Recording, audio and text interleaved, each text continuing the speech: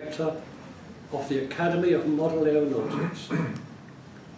When he isn't busy with research or model airplanes, he also teaches a popular introductory course in aerospace engineering at San Diego State University in the fall.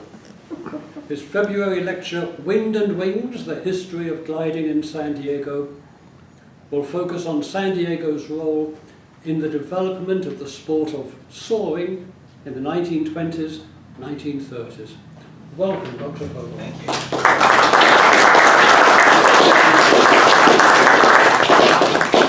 Thank you again for having me. I appreciate the opportunity to be here. It's always a pleasure to come and speak at the museum. And as a native San Diegan, I've enjoyed this museum my whole life. I remember the old museum and enjoyed that one too. I came and talked last time about John Montgomery with the new Montgomery exhibit. You remember that talk, hopefully. I just want to start there because that's where it all started for gliding in San Diego as well. Just to remind you, he was born and raised up in the Bay Area of Northern California, came down to San Diego in the 1880s, worked on gliding here early on in 1884 to 1886, 1887, trained in math and physics. But by 1905 had migrated back up to Northern California and was working on tandem wing aircraft like this one. This is a glider, 2 wings and an elevator in the back, wing warping for roll control. It was launched by a balloon very high up in the air, released, and then gliding back down again. These were the first high altitude flights by man, 4,000 foot elevation on the altitude release, and for 18 to 20 minutes of gliding back down to a prescribed landing below. Amazing stuff. But back in San Diego, after Montgomery left and did his thing, really gliding nothing happened for years and years and years. It wasn't until like the 1900s, 1905, 1908 time frame when generally young kids would get back involved with gliding as an interesting way to try to become airborne again. And two in general were important, Don Gordon and Walter Waterman here in town. Don Gordon, pictured here, was flying this kind of right glider that he made himself out in Bostonia near El Cajon, right near Gillespie Field, off the hillsides. Very short little glides. He later added a Curtiss motor to that, and it only made kind of short hops along the ground in 1909, but didn't really get going.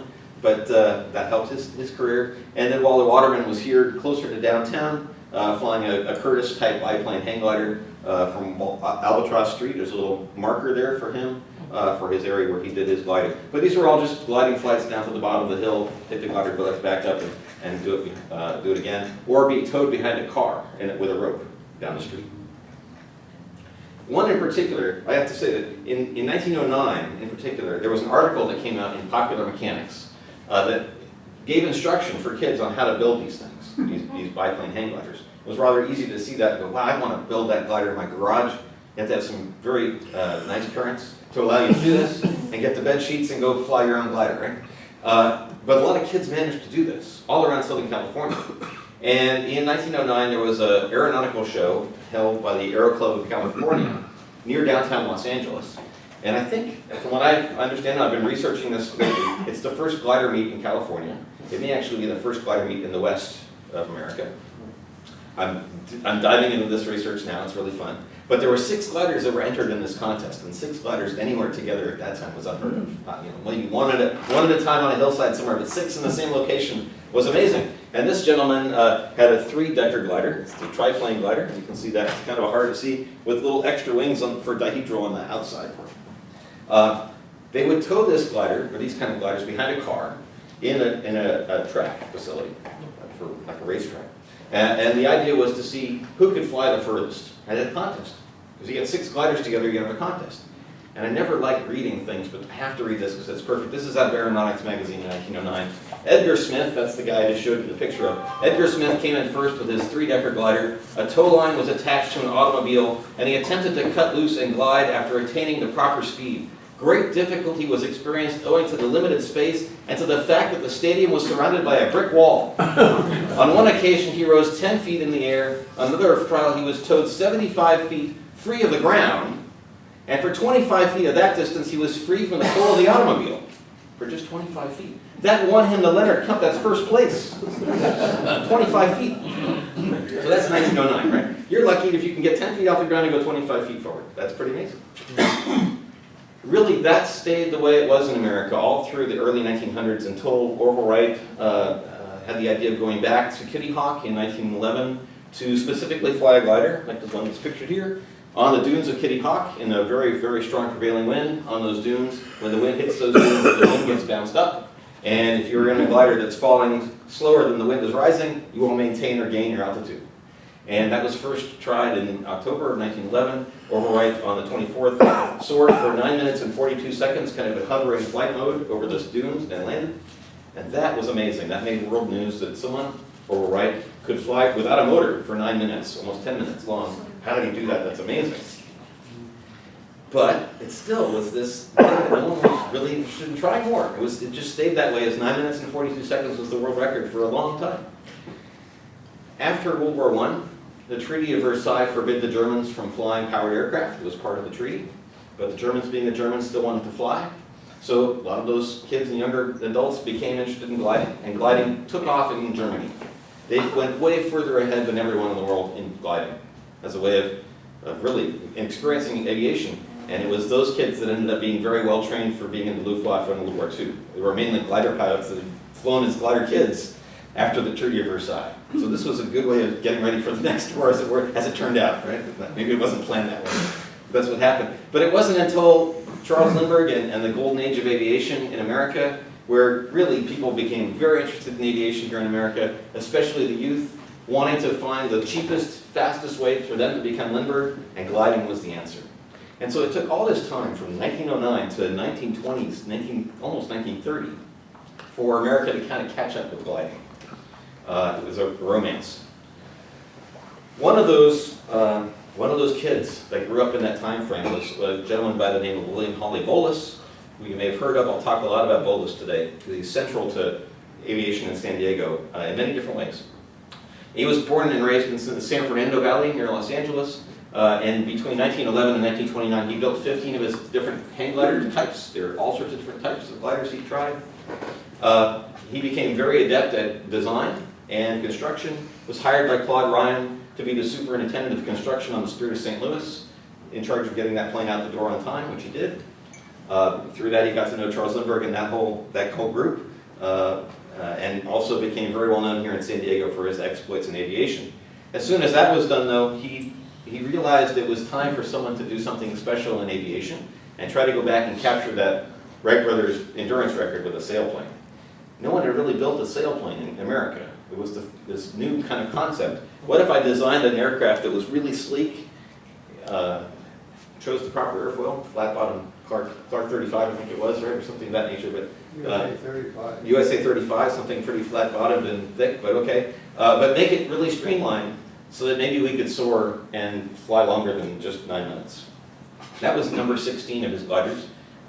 First sailplane of U.S. design and construction, test flown on the hillsides in Bonita and also at the newly named Lindbergh Field here in San Diego. And that was a very unusual sailplane. It had rudder elevator control, also tip aileron control. So these were the ailerons. Didn't start out that way. It started out with conventional ailerons, but later they were adopted to be tip ailerons. Thanks to Frank Allen's great work, we have a replica of this glider in the museum here that you've seen. I want to make a distinction for you in the time period and today. People talk of gliding and people talk of sailplanes. There's two different types of things. Gliders generally, and typically in the period, you'd start at the top of the hillside and you'd launch off and you'd glide down to the bottom, and then you have to have your friends haul the glider back up again and do it again, and everyone takes turns. That's gliding. You're just going downhill with gravity.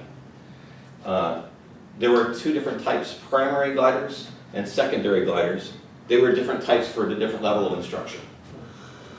But now that you can realize that maybe if I started in a hillside into a prevailing wind and the wind is going up like an inverted waterfall, if I can launch and know where to fly in the currents and have my rate of decline be less than the wind going up, I could gain lift. I could stay aloft as long as I wanted to, as long as this wind is hitting this ridge. And that's soaring. And so sailplanes, in order to do that, have to have increased efficiency. You have to be able to know where you're going to be able to extract that energy from the atmosphere, and it really takes a lot of skill to know that, where you're flying, what you're doing in the air, but that soaring like a bird is possible. During this time when Bolus was making these radical new sailplanes, there were several glider contests here in Southern California. The first one in Long Beach in 1929, right at the Long Beach airport. Then there were two here in San Diego held on the south side of Mount Soledad, facing Pacific Beach. launching off the top of the bluffs there and down into Pacific Beach. I've got some pictures to show you, but over July 4th weekend and then Labor Day weekend in San Diego. And most of those competitors from all over Southern California wanted to find out who's the best. And they brought their gliders to San Diego to see who that was. They were flying these kinds of primary gliders, very similar to the one that's at the Annex Museum in Gillespie, Northrop primary glider, like this one from Riverside. Riverside group brought this one. They would launch with a shot cord, so this is this line that goes across the picture. It's a big piece of rubber tubing. You've got your best friends on this side, and your best friends on this side. You've got your really, really, really best friend in the back, holding onto the rope, so that when these two people and friends go run in different directions and pull the V and pull this rubber band really tight, this guy's gonna hold on really, really, I can't hold on, like bang, and you're gonna go shooting off the mountain. Big slingshot. And you better get that right. And you better hope he holds on long enough, or else you're gonna launch and stall, which is not very fun. And then here it is flying down towards Pacific Beach. If you're familiar with Pacific Beach, this is Foothill Boulevard, very close to Turquoise. That's Mission Bay and downtown in the background. But Holly Bolus entered his number 16 sailplane in these meets and easily outperformed everyone because the performance on this glider was so much better than the rest at these meets. He won all the trophies except for one. The altitude record was because one of the Riverside entry, the primary glider Riverside, he was launched so strongly that he went up almost like straight up. He stalled at the top, came straight back down, almost hit the bushes on the bottom, and then just kind of flew out and made it, right, without crashing. And they gave him the altitude cut because he had had such a high altitude gain. I think that was better than anyone. Bolus recognized, though, that he had something special that was far better than anything that was around in the region. It was time to go try to do some fun things. So off the cliffs at Point Loma, launching from the road that goes towards the lighthouse, and launching towards the west out over the prevailing breeze hitting that hillside. In October of 1929, he managed to soar for 14 minutes and 10 seconds as the first American in an American sailplane to beat Orville Wright's record. So it took from 1911 to 1929 for us to do this. Then he went to an hour, and then of course we had the stock market crash. This is right at the time of the Great Depression. And that didn't stop him, so by December he was going for 2 hours, 5 hours in January, 6 hours in January, 9 hours in February, and one of his students, Jack Barstow, flew for 15 hours at Point Loma. That was longer than the German world record at the time. That was the first time an American had beat the Germans in an endurance record for gliding. We had finally come and beat them. So it took all that time from 1911 to 1930 for us to recapture our prominence in gliding. Some of these were amazing flights, not some of them, all were amazing. Some were especially amazing. They would fly into the nighttime and have car headlights illuminate the road for landing. Also, they're shouting back and forth to each other about what's happening with the wind. Really fantastic stories. You can hear everything. Fantastic. So I'm going to talk about a few things today. I just want to orient you again. I've got Otay Mesa, where Montgomery was flying. I've got Point Loma, where Bolus is flying. I'm going to talk about La Jolla coming up next, and Mount Soledad and the Torrey Pines Glider Port. So upon hearing all these records, those records made national news that Bolus was flying for hours with no motor in San Diego in a sailplane. How does that happen? That would make the New York Times, Chicago Tribune, Washington Post. It was pretty uplifting news in a time when the nation really needed it. One of the people that read that in the papers was Charles Lindbergh. He's like, what's Bolus? I know Bolus. He's the guy that helped with the Spirit of St. Louis. That is the coolest thing ever. You can fly for 9 hours with no motor. I'm coming out to San Diego to figure out how to do that. So he and his wife Anne flew out to San Diego in early 1930, specifically to get instruction in soaring here in town. And in January 19th, Lindbergh soared in the Bolus sailplane at Point Loma, and not to be outdone by her husband, Anne Lindbergh, very courageous woman, also learned how to fly in a Bolus sailplane. And on the 29th of January, she flew so well, she classified for not only a first-class glider license, but also third-class, second-class, and first-class glider license in the same flight, which was greater than a 6-minute duration. And she's the first woman in America to receive that first-class distinction. She was also pregnant at the time. Wow. Which is interesting. And most people don't know that. Most importantly for the Torrey Pines Glider Port that I'll talk about later, Charles Lindbergh went up to Mount Soledad. From the top of Mount Soledad, was launched in a Bolus sailplane on February 24th of 1930. Realized that those cliffs to the north of La Jolla might be good for lift. He flew out towards the north. Sure enough, that Torrey Pines cliffs generated a lot of lift. And he was able to continue all the way to Del Mar and land on the beach in Del Mar. further than anyone could kind of see it, and it set a Western regional distance record for soaring at the time. So the first use of the lift at Torrey Pines was by Charles Lindbergh in a Bolus sailplane, 1930. So here are some pictures of that day when Ann Lindbergh received her license. This is Ann and Holly Bolus. This is the primary glider in the background. It's a steel tube construction primary glider, and this is at Lindbergh Field. They would tow it behind a car. Just maybe you get 20, 30 feet off the ground, get the controls, get your feeling for what the airplane's like, and then you come back down and land. You go have lunch, and then that afternoon they put you in the sailplane, and they shot cord launch you off the mountain. Wow. And this is Charles Lindbergh wondering if that's such a hot idea or not. But that's Ann taking off. This is Charles Lindbergh in the cockpit with Bolus giving instruction. And that's Charles Lindbergh being launched off the top of Mount Soledad on that February 24th flight. You can see the shock cord is already released, and it's releasing all of its energy. And also you can see the tip ailerons in full action, which is neat. This is the landing after Charles landed on the beach at Del Mar. If you're familiar with Del Mar, this is the train tracks up on the cliff, and the bridge that goes down towards Sorrento Valley would be just right here. So it's just past that bridge. The coolest thing is I can fly my ready control gliders right here, and it's like, well, I can see the same spot. It's kind of neat. It's fun. After all those activities, Bolus recognized not only did he have something special, but he's going to start up a company to build sailplanes. One of the first sailplane companies in America. It was set up in the same tuna factory where the Spirit of St. Louis was built down here at Solar Turbines. This is inside that factory in 1930, making sailplanes. And he also set up one of the first glider schools in America. So this is the Bolus Glider School, the first class of people graduating from that school. Many of the first glider licensed aviators in America were from here in San Diego. 9 of the first 10 were here in San Diego, but it's more like 25 of the first 30 were here in San Diego because of Bolus. And because of all the news of Lindbergh coming to San Diego to fly gliders and Bolus setting records here in San Diego, oh my goodness, Southern California all of a sudden was this huge area of all these kids wanting to do gliding. Every little town had a glider club. High schools had their own glider clubs. Everyone had gliders. It was a big thing. They all recognized, though, all around Southern California, they recognized they have more political authority together as a collective rather than trying to help preserve glider sites and set up contests individually. So they set up this thing called the Associated Glider Clubs of Southern California in late 1929 into early 1930. And that's America's oldest glider club. I'm currently the historian. It's still operating here in San Diego, mainly out of Jocumba. But every now and then, hopefully, we still get back out to Torrey Pines. We're still working on that. I'll talk about that near the end of the talk. But it's kind of like the AAA of gliding, if you will, like Logan. And most fortunately, some of the woodshop instructors here in town for the high schools, very inventive people, they're like, why should we build desks and chairs and stuff? Let's build airplanes. Oh, so cool. Let's build gliders. So especially San Diego High School, just down the street here.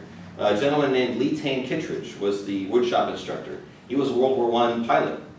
And wow, when the kids come and say we want to build gliders, he's like, let's build gliders. That's so cool. I was in his class. You were in his class? Yes. Jim. Yes, we met before. Oh, he was something else. Excellent. Love to talk with you more after the camera stuff. Yeah, I knew you were familiar. That's right. So this class was actually absolutely fantastic. So this is 1933. Correct me if I'm wrong. In 1933, they built a Bolus replica, this one here. Had conventional ailerons, but these are the kids of the woodshop class launching the glider at Loma Portal. They would fly at different hillsides, but mainly Loma Portal. Maybe afterwards you can talk a little bit more about your experience in the class. I'd love to have you do that. But this is another gentleman from San Diego High School named Charles Friel. Built a flying wing design in 1936. Wow, pretty early for flying wings. Lee Tane Kittredge had asked him to build a model of it. This is the model of it to start. And then they said, okay, well, we're going to build a real one. So this is in San Diego High School. So cool. Imagine building this in San Diego High School. I love it. So they flew this thing off of Vulcan Mountain up near Julian. Several different flights. Lee Tane Kittredge, again, correct me if I'm wrong, Lee Tane would take the first flight in these things, just to test fly and make sure they're airworthy, and then say, okay, kids, have a nice day. Have fun. Go gliding. I wish we could do that today. My goodness sakes, we have a whole generation of kids doing this stuff. This flew for a while. They had an unfortunate landing. Ended up being a great bonfire. That was the end of the glider. But everyone was okay. No one was injured. Those high school kids from not only San Diego High School, but also La Jolla High School and other high schools in town that were building gliders, started flying them from all sorts of hillsides. Black Mountain, now known as Little Black, everywhere, all different hillsides in San Diego. Of course, when you heard that Lindbergh flew at Torrey Pines, those cliffs must be pretty good, so let's go fly there too. So a whole bunch of the high school kids, specifically from San Diego High School, went to go fly their primary gliders off the beach at Torrey Pines. They'd come down to Torrey Pines grade where the road got close to the beach, set up their car on the beach, put up a rope, pull the glider up, and then soar the glider back and forth on the lift of the cliffs, and then come back and land on the beach. And repeat that, you know, who wants to go next, kind of thing. The fishermen weren't so pleased with that idea because they're trying to cast their line to go catch the fish, and whoo, here comes this glider. What is this? So at that same time, 1935 or so, there was a gentleman named Woody Brown that came from New York. He had already had some gliding experience, moved to La Jolla, saw these kids on the beach. Woody was a big surfer, so he was at Black's to surf, but actually saw these kids flying gliders. He said, "Why are you launching on the beach? Just launch and land from the top." I'm like, "Well, that's a pretty steep cliff." He's like, "Well, let's go do it." So Woody was the first to launch and land from the top of the cliff to show these kids that they could do that. And that was really the birth of the Torrey Pines Glider Port. And all these young high school kids, Alan Estrie, whose son Richard Estrie was operating Golden State aircraft out of Gillespie for some time. All these people had fantastic heritage in soaring here in San Diego. And the Torrey Pines Glider Port became so popular that by the late 1938, the mayor of San Diego dedicated that glider port to the youth of California. Because it was like an open-air wind tunnel for kids to go play with their gliders. It's like a skateboard park. It's cool stuff. Here we are. This is on the beach at Black's Beach. This is Dave Robertson in the back, San Diego High School student, teaching Mary Wynn, San Diego High School student, how to fly glider. No, he's only flown maybe 2 years longer than she has because she's new. This is Woody Brown on the right and John Robinson on the left. John Robinson, another San Diego High School student, was a very good welder, steel tube welding, so he made these steel tube fuselages to start for the kids. They became young adults, as you can see, and they would enjoy flying in Torrey Pines, mainly using auto tow at that time to launch. This is looking south towards La Jolla. You can see the Scripps Pier, and this is out of the cockpit of the glider I just showed you, looking down at the Robin sailplane below. By 1940, there were large glider contests already being held at the Torrey Pines Glider Port. Almost every glider you see here is a Bolus sailplane. Bolus kept designing sailplanes. You're familiar with the Bolus Baby Albatross, which is the ones that are pictured here, which is the kind that you have hanging in the museum. It's called a pod and boom. Pod and boom glider, exactly. This is another one. This is a Super Albatross, kind of the same vintage but different design. There's another two-place glider called a Grunau 8 in the background. Remember the Super Bolus? Yeah. That was a beauty. Yeah. I saw a picture of that. One other very, very famous glider pilot that I want to stress today is a gentleman named John Robinson. He came out of San Diego High School. Why this gentleman is not in the Hall of Champions, I'm not sure yet. I have to figure out how to get him in there because he did some fantastic things in the sport of soaring. Really deserves to be over there, and also here. This is a glider called the Zenonia. It came to San Diego by a circuitous route, but ended up with John Robinson in about 1939 or so, 1938. It was the first aircraft in America to have a 30-to-1 glide ratio. For every 1 foot it fell, it went 30 feet forward, which was amazing efficiency at that time. And John really honed this aircraft and his skill, flying back and forth to Torrey Pines every weekend, all the time, changing little things about the glider, about the center of gravity, about anything you could think about to get it to be even better. Experience was the key. And I'll come back to John in just a minute. Another gentleman at that same time was this Woody Brown that I mentioned before. Woody was another fantastic pilot, honing his craft at Torrey Pines, especially in this Bolus Baby Albatross called the Thunderbird. In 1939, he attended a glider meet in Wichita Falls, Texas. And at the contest, you're supposed to declare where you're going to fly to that day and you would try to make your goal. And he said, "I'm going to fly to Wichita, Kansas." And they looked at him and said, "You're going to fly over Oklahoma with no motor." He said, "Yep, I'm going to fly all the way over Oklahoma with no motor." And he took his ham sandwich and he launched. And 9 hours later, he ended up in Wichita, Kansas.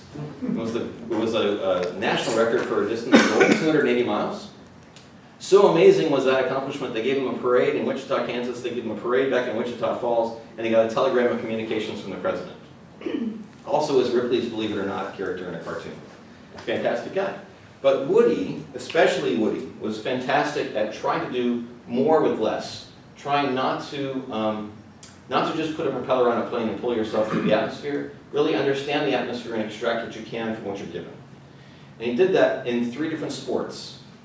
First of all, in surfing. So when he came to San Diego, he took up surfing. He's one of the first to surf Wind and Sea in La Jolla. He noticed that the gentlemen there were surfing with these huge, long, heavy plank wood longboards. Solid wood. He's like, why don't you build them hollow, like an aircraft wing, put ribs inside them, put plywood on the outside, and make them lighter weight, same length. Oh, fantastic idea. Great. So first lightweight open bay surfboards were, because of his experience in soaring, transferred to surfing. He also said, why don't you put a skeg, a rudder, a fin on the bottom to keep your direction better? Back then they were just surfing on a plank of wood. So one of the first uses of a skeg was because of Woody's use of rudders in soaring. So it's transfer of airplanes to water sports, right? He ended up becoming a very, very, very famous surfer. If you look at the history of surfing, he's one of the first 2 Caucasians to surf pipeline in Hawaii. He moved to Hawaii, started surfing pipeline. Unfortunately, on one of the first experiences he had with pipeline, he and a buddy, Dickie Cross, another famous surfer, went out to go surf pipeline because the waves were pretty big. He was a big wave surfer. He got out there and the waves kept getting bigger and bigger and bigger. Pretty soon he can't get back in because the waves are just too big. So they swam on their surfboards around to a different bay, Waimea Bay, to see if they could get in that way, and it was just too big. And sunsets starting to come, what are they going to do? So they both tried to get in. Unfortunately, Dickie Cross was never found again. Just disappeared. And Woody, because of his skin diving, he was very good at diving and swimming. He dove all the way down to the coral, drove along the coral, came up with no clothes on the beach, washed up on the beach. It was alive there. That was the first experience with Caucasians surfing big pipeline. They never surfed that place again for 20 years because of that experience, because of what happened. He kept building new things. He moved to Waikiki, decided to build this sailboat called the Mauna Kai, which is a modern Polynesian catamaran. Very, very fast sailboat. Started taking tourists for rides off of Waikiki. He's the first one to do that. Now you go to Waikiki, you see tourist boats for taking sailboats for rides all the time. One of the people that went on this boat was a gentleman named Hobie Alter. Hobie and Woody became really good friends. And Hobie said, you know, you should patent this because this is actually a really fast sailboat. You could make some money. And Woody's like, I really don't want to patent this. If you want to go patent Hobie, go have fun. So that was the origin of the Hobie cat. And Hobie Alter here in Southern California changed the world of catamarans and sailing because of that. It all has roots to Woody's interest in aviation and sailplanes, which is really cool. During World War II, of course, gliders were used for instruction.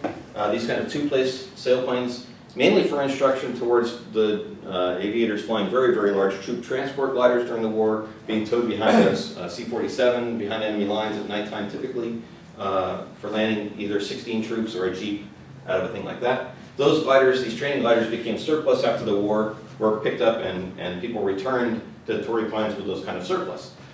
But Bolus, during the same time, didn't stop designing things. He was very interested in making sure that when he'd go to a glider meet in the late 1930s, he didn't have to always camp out. So he said, why don't I just design a camping trailer, like a tow behind my car, and someone else tows the glider, and I'll camp out in my trailer. And so he's one of the first Aerostream trailers was the Bolus Road Chief. You can still find them today. They'll go about $100,000 used. Or you can buy a new one for about $100,000. There's a company now remaking them again. There's a replica of it.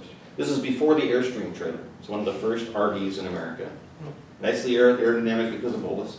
And Bolus also made the CG-16 troop transport glider. This was just before the end of the war. It had 2 big doors here to open up and troops would roll out from this glider. Unfortunately, the war ended before that could go into production. But after the war, people came back to Torrey Pines immediately. The local glider club got a lease from the city of San Diego to go operate gliders up at the Torrey Pines Glider Port.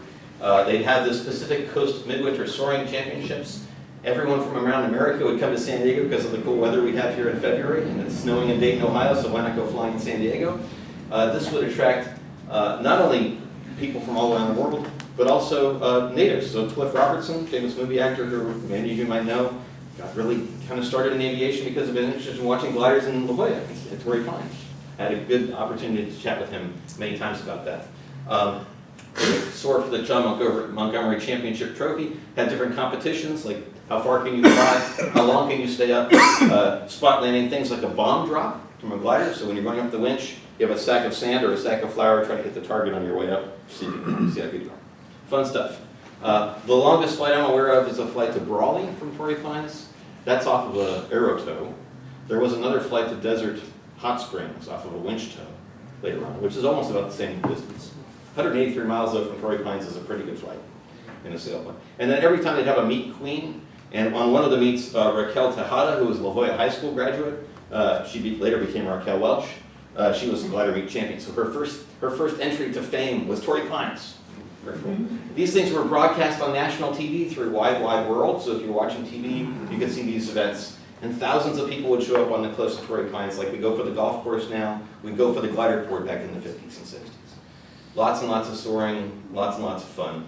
Aviation very close up for people. You can see all the people in the background. This is right where the Salk Institute is today. Lots and lots of people interested in aviation and watching these competitions. These same glider pilots recognize, though, that soaring on a ridge is one thing and that's nice and fun, but it's exciting to go for distance using thermals. And thermals are these rising air currents where the sun differentially heats the earth and you get a rising air current here. If you circle in that like a bird, you can climb up and then use that altitude for distance to get to the next thermal and continue on and do that over and over again. And as I mentioned before, this gentleman, John Robinson, he was fantastically adept with this sailplane, the Zenonia. They became one and the same at Torrey Pines. And he took that glider to become the first 3-time national champion in America's history. Also the first American to fly over 300 miles in a glider. First in the world to fly 30,000 feet in a sailplane. At that same sailplane. You have to carry oxygen, of course. He carried oxygen, of course. That's correct. And first in the world to earn soaring's highest achievement honor, the Diamond C Badge. All from San Diego High School, just down the street, because of his woodshop class instructor. How cool is that? And I, again, got to interview him many times before he passed. He credited all that success to his time at Torrey Pines. And I'm going to continue on. Another gentleman, of course, many of you will maybe remember or recognize as Paul McCready. I again had the opportunity of meeting him and knowing him well. He spent many hours at soaring as well at Torrey Pines. He was here in Southern California, would come down to fly here with sailplanes. He was the next 3-time national soaring champion, next to John Robinson, and first American to win an international soaring competition in 1956, and credited Torrey Pines with his passion of doing more with less. Again, it's how do you not compete with nature, but how do you extract what you need from nature? And that became Paul McCready's mantra for many different inventions. Everything from the Gossamer Albatross, the first human-powered aircraft to cross the English Channel, to the Solar Challenger, the first solar-powered aircraft to cross the English Channel, to radio-controlled flying pterodactyls that flap for IMAX movies. How cool is that? To the Pathfinder, which is an unmanned aircraft that goes to 80,000 feet to do reconnaissance. To the EV-1, which is America's first electric car, which I think was before its time. This was like the Prius of 30 years ago. It went to production, but it never really became a hit because it just wasn't the right time. All of that was because I want to do more with less, and that was because of his interest in aviation and soaring. And lastly, I want to say there's this other third type of soaring. I've talked about ridge soaring and thermal soaring. There's wave soaring, where you get very large, like a jet stream wind in the atmosphere very high up that would hit a mountain range like the size of the Sierra that generates a ripple in the atmosphere behind it. And of course, if you're adept at flying in these blue regions, you can go up very quickly and very high altitudes. And if you're in these regions, you're going to come down very fast. And if you're between these two areas and they're very close to each other, it's so turbulent you can rip the wings off your plane, which happens on occasions. So be very careful in flying these things. But this will be clear air turbulence if you're flying a jet aircraft at 40,000 feet. You feel the bumps. If you're in a sailplane, you want to find the bumps that are going up. And you go up really high. And so there was a project in 1950 led by researchers at UCLA that included Paul McCready and John Robinson and others locally here in Southern California to go explore the Sierra Wave with sailplanes. This was the first time that anyone understood these upper air currents. And they used the sailplanes to go up and explore what was happening, where were the areas that were down, where were the areas that are up, and that's how they set these high altitude records at that time. A gentleman from La Jolla, Bill Ivins, who also got his start in soaring at Torrey Pines as a kid, ended up setting an altitude record at 42,000 feet in a Schweitzer sailplane. It was almost purpose-built for that mission. He had a pressure suit and the whole thing. And later on, NASA Edwards head Paul Bickle went up and exceeded Ivins' record by flying for 46,000 feet in another very similar kind of sailplane. Those records have been broken since. I think the record is closer to 50,000 feet now. And there's a group working right now on what's called the Perlon 2 group. They're going to try to fly to 90,000 feet in a sailplane here in the next year or two. What does the altitude gain mean? From where you're released, how high do you climb from there? Thank you. Yes, not absolute altitude, but Right. how much did you gain? Right. But I want to come back and say that Torrey Pines is not important just for the history of manned aviation. It's important for three other reasons. One is in model sailplanes. So just like we have Kitty Hawk for manned aircraft or whatnot, places like this became a mecca for amateur radio operators in the 1950s that said, you know, it'd be so cool to take my radio, put it in a model free flight plane, and see if I can control anything and get it to fly. And back then, controlling anything meant I have a big stick related to my transmitter, and if I put the stick to the left, the rudder goes all the way to the left. There's no proportional stuff. It's bang all the way to the left. And if I want to go right, I have to go back through center and then go right again. And I have a little rubber band inside my plane that's called an escapement that has the number of winds is the number of deflections I can make in my flight. When I run out of that rubber band, I have no more control. I'm done, right? And it's a free flight plane. So I better land before that happens. Typically, you have one control, rudder. It's to preset your elevator beforehand, and you're flying just rudder only. Very tough. And so a gentleman named Bob Chase, who was a dentist here in San Diego, in 1956 took out his amateur radio operated aircraft. It was a big glider, it was like 7 feet, 8 feet wingspan, and flew for 8 hours and 24 minutes, setting the world record for endurance in RC soaring at the time. Just one control, rudder. 8 hours of just rudder. Wow. Then people started making sailplanes that looked like the real ones to try to mimic the real sailplanes with smaller miniaturized aircraft gear. And we have now competitors coming out of Torrey Pines that are like John Robinson, that go out and compete internationally and do exceedingly well. Other creative RC enthusiasts, one in particular, a good friend of mine who's now passed, unfortunately, but Mark Smith was a great friend. He designed many different aircraft. They were central to the history of model sailplanes, but was contacted in the 1970s by the Hollywood company that wanted to make the film Jonathan Livingston Seagull. The company said, I can't get these seagulls to do rolls. We want to roll in the movie, we can't get them to do, can you make a model sailplane out of foam that would do a roll for us or do aerobatics? And he did this, these are all foam sailplanes, ready to control. Flew to Torrey Pines, and the movie was basically almost half filmed at Torrey Pines. If you're familiar with that film. A lot of sailplane pilots, model sailplane pilots, have tried new things, designing new things. Let's try to do a flying wing that's just a circle. Does it work? And it's just experimentation. It's an outdoor wind tunnel. You can try stuff. And it's low cost fun. Very good. It doesn't work? Yes, it does. This is it flying. Absolutely. You can fly UFO. Other people come back to experience their own history. So this is a gentleman named Carl Gortney, another good friend of mine who's now passed. He was a World War II glider pilot. He flew this troop transport glider in Battle of the Bulge. He made a scale model of it, flew to Torrey Pines to recreate his own history. It's hanging in our museum. This is what's hanging here? Yes, Oh, very good. Here in this building or the annex? here, Oh, fantastic. I'd love to know where. That's great. next to the B-24. Okay, good. Haven't seen that. So there you go. This is what it's like to launch it. You just go up to the cliff edge and you throw your model off the cliff. Better work before you, but it's fun. Stop in time. Yeah, Stop. you better stop in time. That's right. So I mentioned there's two other groups, hang gliding and paragliding. In the late 1960s, early 1970s, hang glider pilots came to Torrey Pines. It's right next to a city. You can step off into this amazing lift. 4 world records for hang glider endurance were set at Torrey Pines. The first hour flight, the first 2-hour flight, the first 3-hour flight, and almost the first 4-hour flight in hang gliding. And now we have also paragliders that fly there from 1989 to present. And so it's become a mecca for 4 different types of flying, all centered around motorless flight. That's what it's like in a paraglider. If you're familiar with paragliders, it's basically an airfoil parachute that you can use wing warping on to control for pitch and roll. There are people that now try to recreate what it was like to be in a primary glider, but using modern construction. So this is a thing called the Bug. It's got a control stick. You hop in here like you're in a primary glider. It's got a little landing wheel. You literally just kind of roll off the edge and then you're flying. You're landing your gear again. It's fun. It's got ailerons and rudder and elevator. Fun stuff. On occasion, it's been a little while now. It's been about 3 years since we've had this, but we're trying to get it back again. On occasion, we have the manned sailplanes come back to Torrey Pines and fly just as they did before. That takes a lot of effort to do. There's a lot of paperwork that has to happen. I'm typically the one that does the paperwork.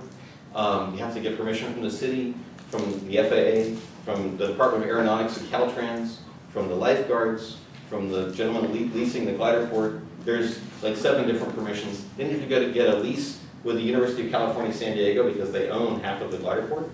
We have to launch from their portions. That's another lease. It's a large, complex issue to get a temporary airport every year, but it's worth it. We launch on a winch like this, just like they used to. And when you're up in the air, it's definitely worth it. The lift is still the lift. The lift hasn't gone anywhere. It's still there. It's a historic lift. But the people that now use this site really consider it to be like a Kitty Hawk of the West. It's this place that recognizes San Diego's contribution to silent flight, 130 years of silent flight, back to Montgomery, and all of that. And it's a very unique combination of, we have this coastal cliff that has afternoon sea breeze almost every day. We've got 320 days of sunshine. It's all this unique geography and also special way of thinking outside the box about doing more with less that allows us to do this. So in 1989, I recognized that the University of California wanted to build a building on its portion of the glider port. That was the long-range development plan, was to put this big academic building on the runway. And my dad and I weren't going to let that happen. So I didn't know much of the history at that time. So I started going through the history, came down here, used all archives, went all over the place trying to find the history. Got it listed first as a National Soaring Landmark of the National Soaring Museum. The National Soaring Museum in Elmira, New York has a landmark program to just designate soaring landmarks. I think there's now 12 of them nationally. We were the first one west of the Mississippi. That's just honorific. It doesn't mean anything politically, but it says that there's a group that thinks this is important. We went to the city of San Diego to try to lobby them to get it to be a historic site. They said, yes, we agree it's a historic site, but we only own the city portion, the cliff portion, not the rear portion of the university. So we're only going to designate the portion we own to be historic, although we think the whole thing's historic. So we only got half of it as historic, and that wasn't good enough. So we went to the state level, to Sacramento. The UC Regents put up quite a battle. They didn't want the historic designation, but we got it anyway. And then we said that's not good enough. We went to the federal level and got it listed on the National Register of Historic Places. That does not preclude them from building on it. It just means that there's a lot more hurdles that they have to go through to do that. We've protected it in time. It gives us time to react if they want to do something. And then in 2003, I had the idea of establishing a similar kind of landmark series, but for model aviation. So working with the Academy of Model Aeronautics, we set up a landmark series, and the first one was at Torrey Pines. And I think there's now 5 or 6 of them in national. Fun stuff. And then, of course, since I did all the research on that, I collected that into a book, Wind and Wings, The History of Soaring in San Diego. It's out of print now. Paul McCready was kind enough to do the introduction. I do want to reprint it. I have a lot more to say in the book. I just have to have time to write it, which is hard in my life to get. But that's the view out of the window when you're soaring at Torrey Pines. That's the glider port up here. It's a tremendous view. And I want to say one more thing. The State Park Heritage Organization, I know that they're battling against the bridge and all that kind of stuff. They were actually very instrumental in helping us preserve the glider port. So to some respect, if there's an aviation asset that does have a historical background, they can be an ally, not always opposition. So anyway, with that, happy to take questions or comments. And Jim, I also want to get... I know, did you know Jim Spurgeon? Yes. I was in the Junior Chamber of Commerce in the Aviation Division at that time, and we knew him very well. Yeah. And he had an instrument, so I was working in the instrument shop at North Island, and he wanted me to calibrate his instruments, what I did. Yeah. Their speed. He said they had the little pitch balls in there at one time that would rise and fall when the altitude. For altitude gain, for vario. Yeah. Question? Yeah. Yeah, I've always wondered about this because I used to fly up the coast just for the scenery, but does Miramar ever get any grief? Yeah, so does Miramar ever have any concern about the soaring? No, because we know that there's a ceiling. We can go up to, I think it's 1,500 feet. Is the TCA, whatever class C is, I think it is at that point. Class B or class B? Class B. Class yeah, B. Class B. Big. Right. So we know that we can't go higher than that, and no one does. It was different back in the 50s and 60s when you could go anywhere you wanted to go. And you go east and you fly over whatever you want to fly over. Now we're very restricted. I was curious, you know, But no. 1,500 feet, you're not gonna get to Del Mar, I don't think. No, you could fly in a paraglider to Del Mar and hang glider to Del Mar, not a problem. I had one, I didn't put it up, but I had one very